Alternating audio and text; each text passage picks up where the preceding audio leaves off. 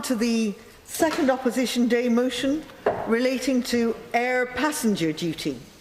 I call Sammy Wilson to move the motion. Thank you, Madam Deputy Speaker. And can I also add my congratulations? I think this is the first time I have spoken while you have been in the chair, so can I add my congratulations to you on achieving the position that you have. I'm very pleased to say that this debate today has received endorsement from the very highest level, because during Prime Minister's questions today, the Prime Minister, in his exchange with the Leader of the Opposition, made it quite clear that it was his intention, and presumably therefore the intention of the Government, to, and let me quote him, roll back green regulations. And of course there has also been the promise from the Prime Minister's office that there will be a review of green taxes. And I think that I will give way, yes. For giving way, and I welcome that statement by the Prime Minister earlier on as well. However, APD shouldn't be confused as a green tax. This is a tax that is actually costing the economy more than it brings into the exchequer, and I think it's important that we concentrate on that as well. I want to come to that during the main part of my debate, but however, we must make it very clear. APD started off as a green tax. APD is still regarded by many as a tax which is meant to cut down emissions from the aviation industry, and as the member has pointed out, like many other green taxes or many other taxes that started off as green taxes, it is highly damaging to the economy. And I'm grateful to the honourable gentleman, and I expect, knowing what his views are, to agree with the vast majority of what he says. But he is wrong. I checked when the Secretary of State at the time made exactly the same point, that this tax was introduced as a green tax. I went back to Hansard, and it wasn't. It has been stolen, really, by the Green Movement. It was introduced because the honourable member for Nottingham at the time, who was Chancellor of the Exchequer, thought that aviation was undertaxed, which isn't the case.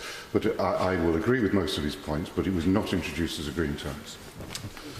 Well, I'm not going to go back into the history of Hansard to dispute the point. Nevertheless, whether it's hijacked or whether its original intention was as a green tax, nevertheless, it is still today quoted as one of those taxes that we need to hold on to if we're going to cut down carbon emissions. And of course, there has been general concern raised, whether it's the impact on electricity prices, the impact on air travel, or a whole range of other issues that affect the UK economy. There is now general concern that as a government, and the previous government of course were the same, there's a zealousness on the part of governments in the UK to deal with these green issues, which is not found in other parts of the world, other parts of Europe, and places us at a disadvantage. And I think that we have got to get to the point where we stop this kind of King Canute attitude towards climate change, where we think that using fiscal powers the UK government can somehow or other affect what is happening to climate across the world, and of course at the same time damaging our own economy. I will, yes. I'm very grateful indeed to the honourable member for East Antrim. I do know that in fact that there is I'm sure quite an unfair label that has been attached to the honourable gentleman, and that is that in fact he is a climate change denier. I couldn't believe for one moment that in fact is true. Would the honourable gentleman like to take this opportunity to put on the record that he actually believes that there is climate change? Well, I think only a fool would deny that there is not climate change. The world's climate has been changing ever since the world was in existence. The question is, what is the cause of that change, and what impact can the kind of fiscal measures which are taken in this House have on climate change? I will, yes. Extremely grateful. Does he agree with me that the measures that have been taken to address climate change with air passenger duty has now led to passenger change?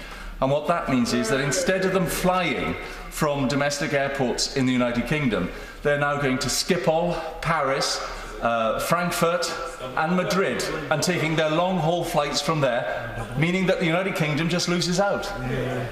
And of course, we in Northern Ireland feel that much more than anyone else, because we share a land boundary and are 100 miles away from an airport which is a major international airport now, where there is no air passenger duty, and of course it places airports in Northern Ireland at a grave disadvantage. Well, yes.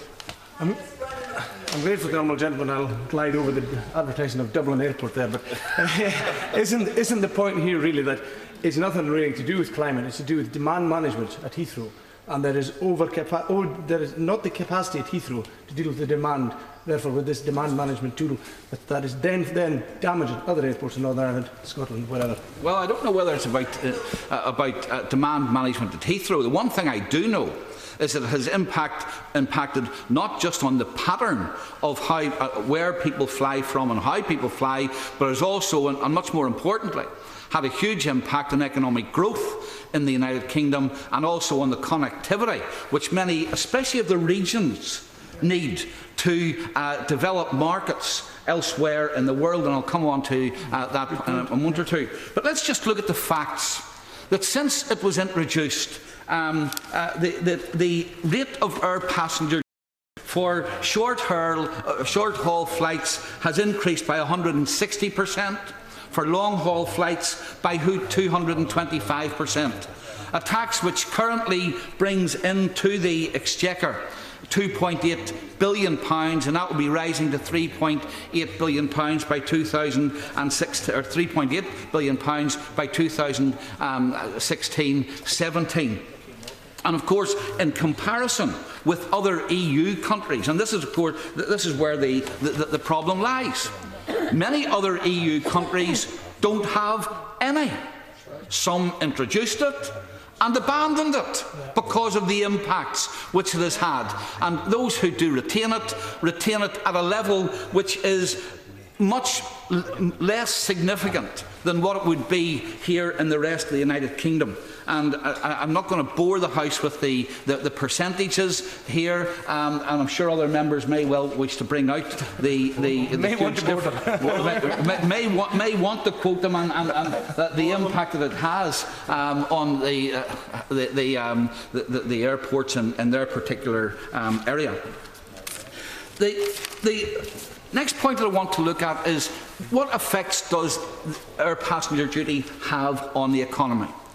And I don't want to be parochial about this, but I think that it would be remiss, and other members from Northern Ireland may wish to spell this out in much greater detail. But it would be remiss of me if I didn't indicate that for places like Northern Ireland, air passenger duty has a significant impact. We do not have the ability to transfer between air travel and train travel. That's right. There is not that link. So if people wish to get to places outside Northern Ireland, whether it be in GB or elsewhere, then the only alternative, or the only option, is to take the aeroplane. And that in turn means having to pay the duty. Secondly, of course, we do have a land boundary with the Irish Republic, and the Irish Government has now abolished air passenger duty totally, because they recognise the importance of air connectivity to the general well-being of the economy, to the growth of the economy, to the promotion of jobs, to the promotion of employment, to the attraction of inward investment, and a whole range of other economic benefits which there happens to be. The member give way. I will, yeah. I thank the honourable member for giving way. Will you agree with me? A typical example of zero air passenger duty was that of the Dutch government, who introduced it, removed it in 2010, and discovered it lost them 1.3 billion to the infrastructure and the economy. And of course, the Dutch government weren't the only government to change their mind on this particular issue. I think at this point, and especially speaking about air passenger duty in relation to Northern Ireland, It would be churlish if I didn't accept the role which Treasury Ministers have played, and especially the Minister who is in his place today, and also the former Minister of State in Northern Ireland, member for Devon East, in listening to the concerns which we in Northern Ireland had, especially about long-haul flights. The one long-haul flight to North America, which is a major investment market for us. We seek, and we have been very successful in attracting a lot of inward investment from North America. And the main concern that the Northern Ireland Executive had was that the loss of that route, and that route was going to go because of the air passenger duty issue. The loss of that route would have been led to the loss of an important economic lever in the investment package which the Trade, Enterprise and Industry Minister in Northern Ireland had. And I've got to say that despite, I will give away a moment or two, but let me just finish this point. Despite what has been said about this not being a listening government, on this particular issue, the government did listen, and the government did act. And as a result, we have retained that long-haul flight to North America, and indeed it is still paying dividends in terms of the connectivity and the investment. And the Industry Minister has announced within the last number of months a number of investments from North America, which I have no doubt part of the success in attracting was the fact that managers from North America, from New York, Boston, etc., could easily fly into Northern Ireland for meetings, etc., in the firms which they had set up in Northern Ireland. I'll give way, yeah. I thank the honourable member for giving way, and could I pay tribute to him in his role as Finance Minister in Northern Ireland for the leadership that he gave on these issues. Does the honourable member agree with me that what we really need in Northern Ireland, as well as APD being dealt with, is a proper air strategy for Northern Ireland, which addresses the issue of the role of each of our airports, where they fit into that strategy, so that we have a proper joined-up approach to this? And I think that's true for the United Kingdom as a whole, and one of the reasons why the debate about what happens at Heathrow, or either its expansion or an alternative to Heathrow, it plays an important role, not just for regional airports in places like Northern Ireland, but for regional airports in other parts of the United Kingdom, which I'm sure other members are going to speak to later on in this debate. I'll give way, yes. I'm very grateful to the honourable gentleman for giving way. He's emphasising quite rightly the importance of protecting the existing route between Northern Ireland and North America. But does he agree with me that APD is also preventing the opening up of new routes? Absolutely. And can I give him an example from Manchester Airport in my constituency? AirAsia X were looking to open a new route from Kuala Lumpur, and were considering Manchester as the destination, and dropped the plan in favour of Paris-Orly simply because of APD.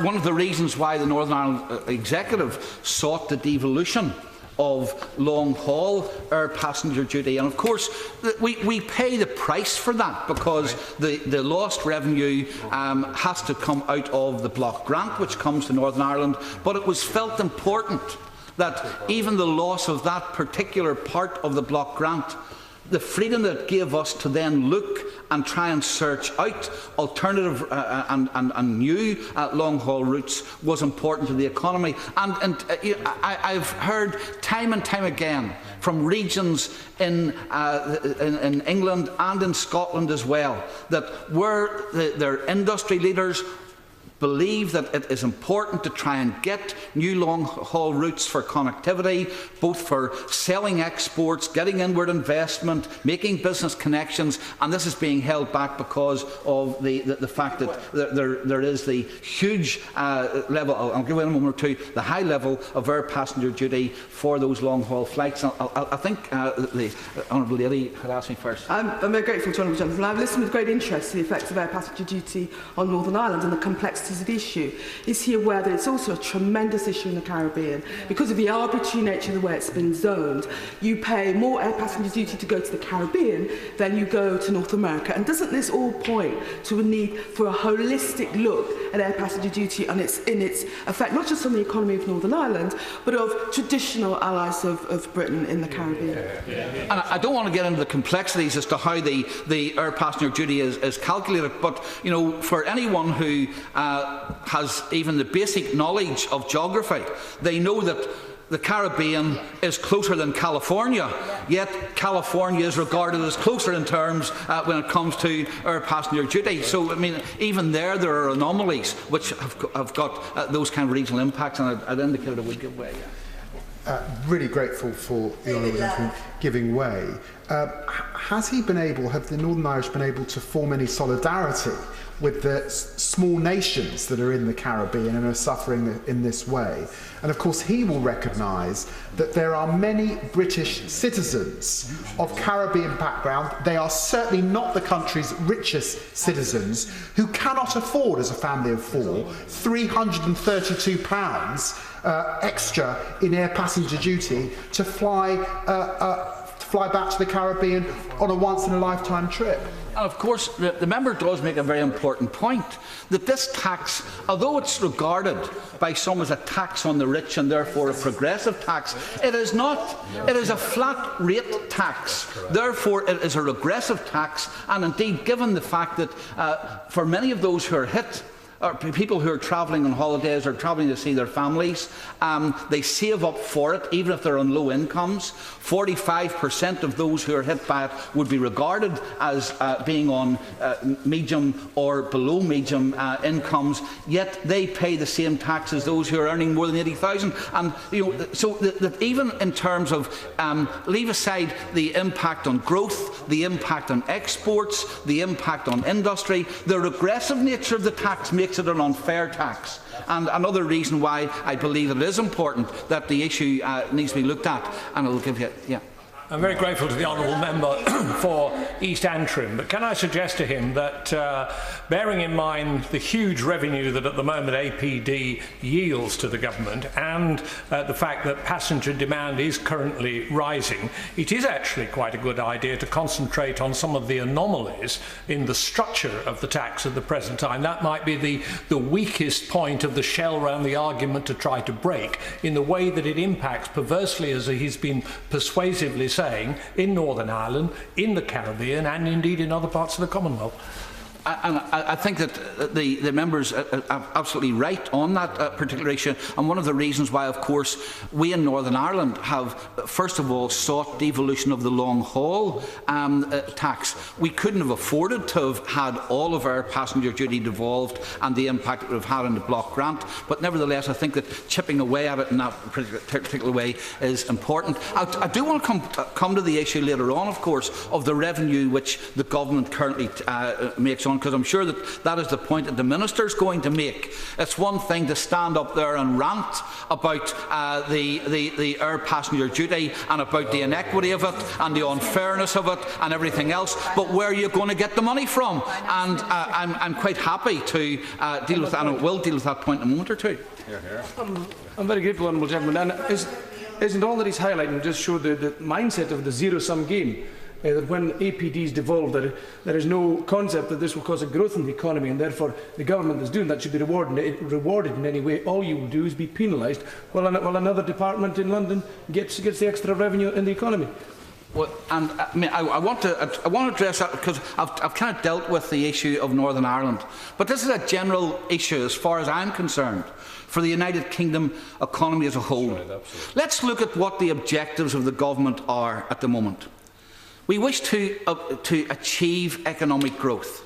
And indeed, we have heard the Chancellor in this House on many occasions argue that growth cannot simply be achieved by injecting more public funds into the economy, though some of us would query whether or not a particular type of injection, especially in infrastructure, would not have benefits. But leave that aside. The government's main thrust is, if industry in the United Kingdom became more productive, more export-orientated, sold goods abroad, then we would be able to achieve economic growth.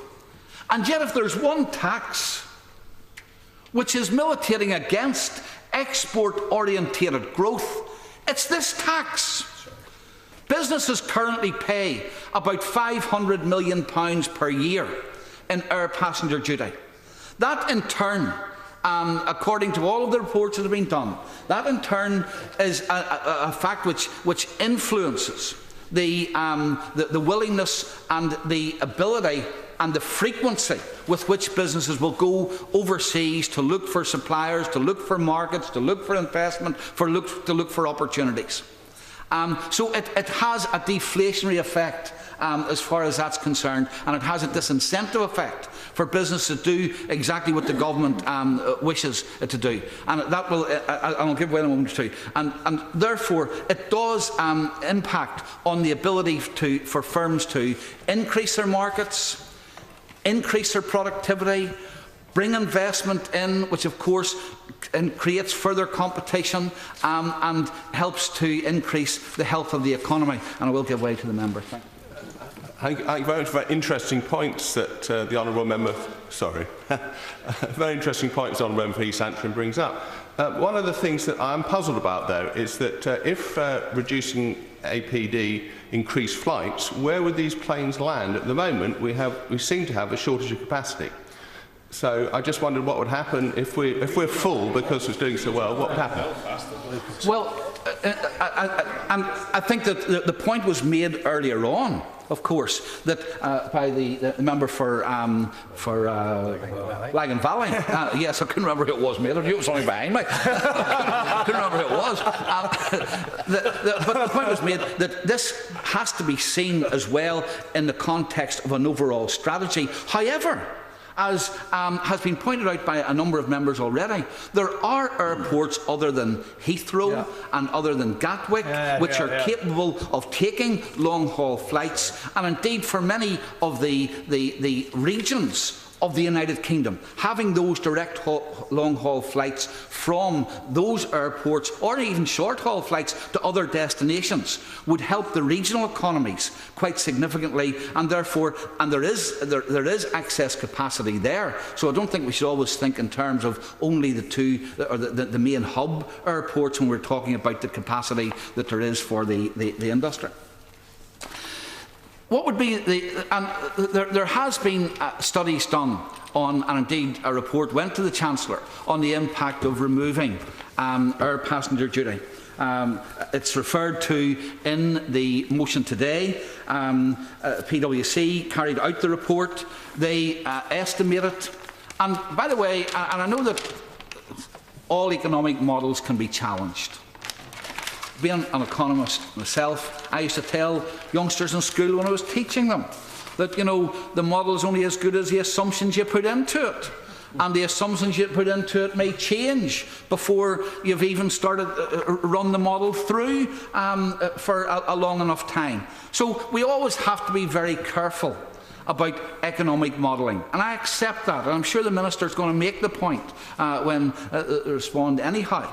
But you know, even the model which was used by the consultants who carried out the report, first of all, it took very cautious views about elasticity of demand for tourism. It took very cautious views on the elasticity of fiscal changes. It used a model which is currently used to measure the impact of policy changes by the Treasury here in the United Kingdom anyway. So the assumptions that were made were cautious assumptions. The model that was used is not some model which has not been used to work out when the Chancellor comes here with budget policies and tells us behavioural changes are going to lead to this or lead to that. He's using exactly the same kind of models as were used to measure this. But what was the outcome?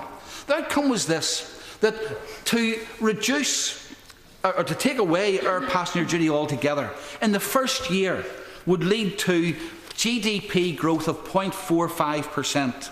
For the next 2 years, 0.3%.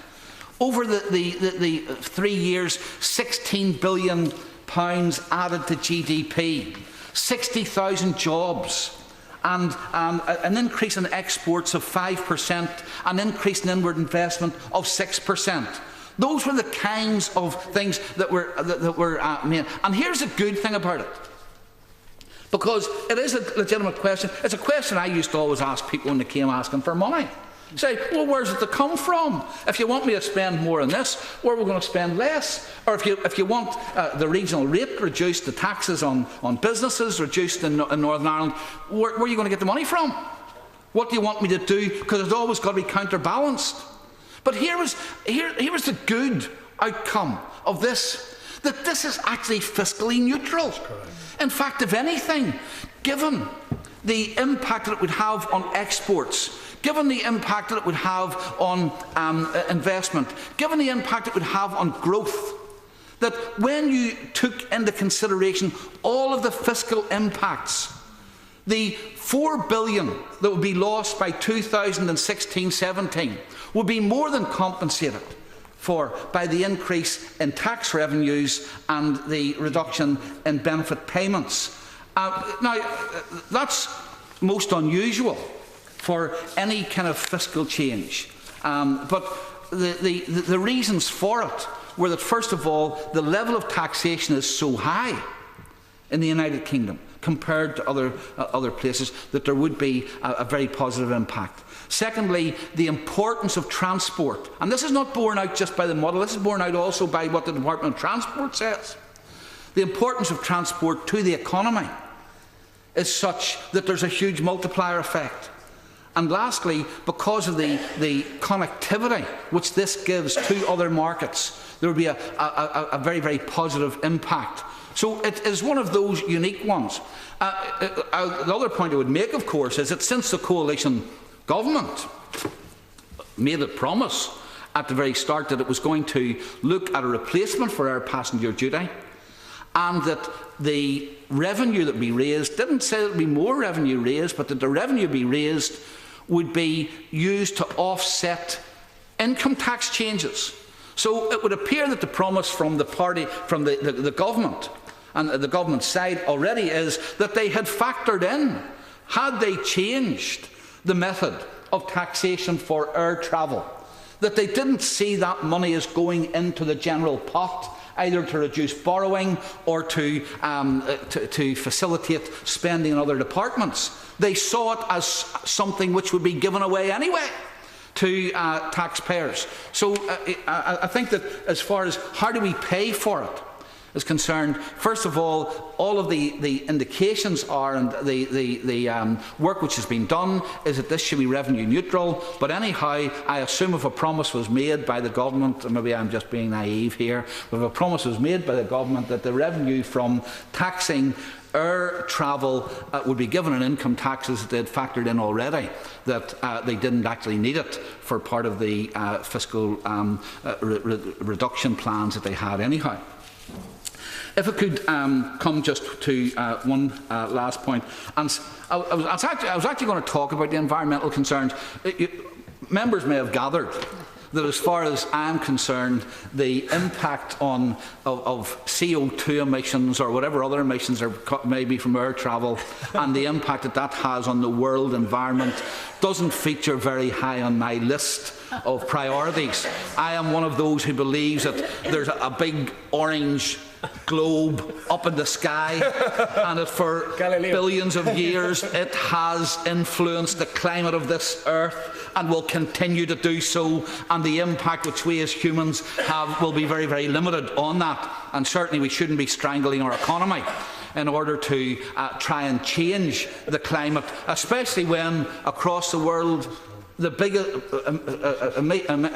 countries which emit far, far more CO2 than we will ever do don't care two hoots about CO2 emissions. So anything that we do strangles our economy and is likely to have very little impact anyway. So, and of course, the second reason why I don't believe I have to spend too much time on the environmental concerns is because, as a number of members pointed out, this isn't a green tax anyway. And if it's not, so if that's the case, then I'm sure that members will not be using the argument of the environment and polar bears sinking to the bottom of the Arctic, and whatever other emotional arguments and blackmail that they may wish to make. They'll not be making that during this debate. So it means I don't even have to deal with the environmental concerns. There probably is a sigh of relief for the members behind me. They don't all share my views on this, but Madam Deputy Chairman or Speaker, can I just, in summing up, say this: that there is to be a review. I'll give her a yes. I was enjoying that part of his speech, but just before he winds up, could you just say how close cutting or abolishing APD in Northern Ireland came to being a viable way of encouraging investment for the Assembly? Is it anywhere near? Is it way down the list of the Assembly's priorities? No, it was very high on the Assembly's priorities, and one of the reasons why, even though we did not know, I mean, we entered into this on the basis of the devolution of air passenger duty for long-haul flights, not knowing what the final bill was going to be. But we entered into it on the basis and on the knowledge that regardless of what the bill would have been, I can say this now because the bill's been settled. If I'd said this a bit earlier, the Treasury Ministers may have been saying, oh well, we can stick the arm in as far as we like here. But at the time, we didn't know what the bill was going to be, but we did know that this was a very, very significant issue for the Northern Ireland economy. It was one of our top priorities, and indeed many people at the time argued this is all about tourism. It wasn't essentially about tourism. It was essentially about the investment strategy which had been set out for Northern Ireland, the need to have that connectivity with one of the main markets from which we were attracting inward investment. All of the indications we had from investors were that ease of travel, whether for their management into Northern Ireland or for their staff for training purposes or whatever to North America, was very important, and therefore to have that connection to Belfast was essential. And for those reasons, the Northern Ireland Executive took the view that we would seek the devolution of the air passenger duty for long-haul flights. Yeah. I understand that completely. I'm grateful to him. Could you explain for short-haul flights why the Executive isn't taking a similar view? Why presumably it thinks there's better ways to encourage inward investment or tourism than at least partially reducing APD from flights out of Northern Ireland? Well, we took the view, we took it, and I think it really comes back to the point that was made earlier in a question to me about chipping away at it and trying to use arguments to undermine the tax and the anomalies in the tax and the impact of the tax on regional levels.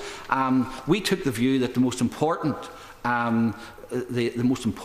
tax, or part of the tax to have devolved, was for long haul, because of course we were about to lose Continental Airways flying into Northern Ireland, so it had immediate priority. Secondly, and the Executive has discussed it again just this week, we believe that this is a UK-wide problem. One of the reasons why I believe that it is important to have a debate like this, and one of the reasons why we didn't term the debate solely in terms of Northern Ireland, because we believe that this is a UK-wide issue, and therefore if there is to be change, then the change should be done here at Westminster, rather than the change and the cost of the full cost of the change being borne solely by the Northern Ireland Assembly, where the cost could be anything up to £90 million, and of course that would be have a significant impact on the block grant.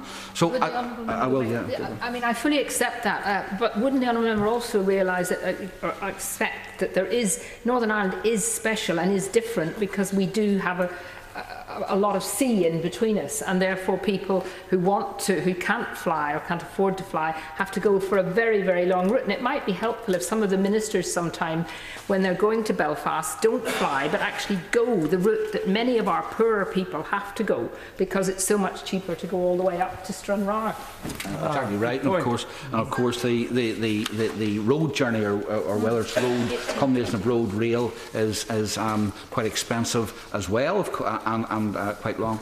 So, just in summing up, Madam Deputy Speaker, I trust that